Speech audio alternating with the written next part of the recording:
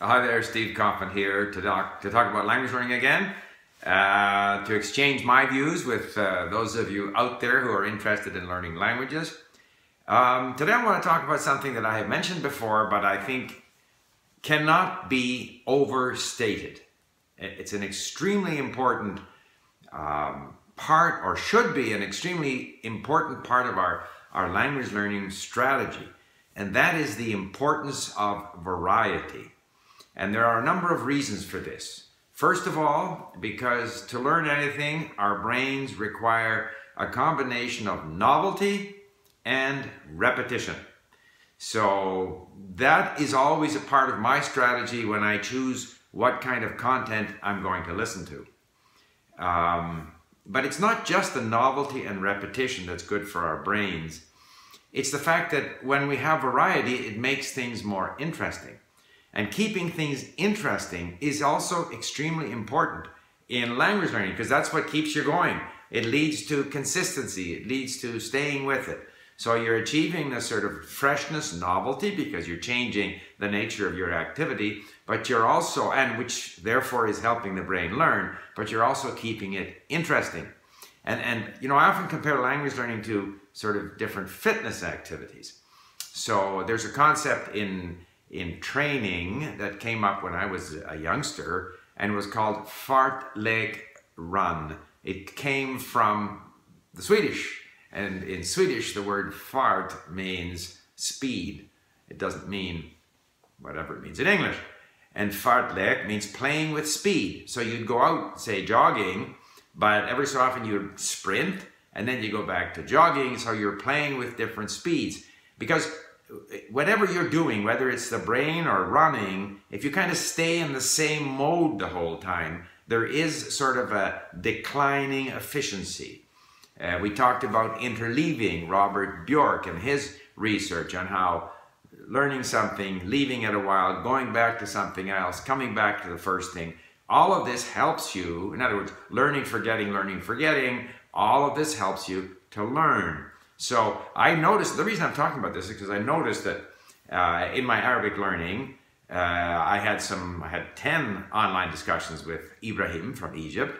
And then I got a little bit tired of struggling all the time. So I said, I'll devote myself now to difficult content. So I'm fighting my way through these Al Jazeera news articles that I import from the Al Jazeera website into Link, and I go through them and I'm looking up words. But there are fewer and fewer blue words. I'm now down to about 20 to 30% unknown words. Of course, a lot of words that I've met before I have not yet learned, but the whole process gradually is one of more and more words becoming familiar. And then I listen to the Al Jazeera podcasts. And of course, it's fun to listen to this because it's lively and people are talking and discussing and agreeing or disagreeing. It's lively.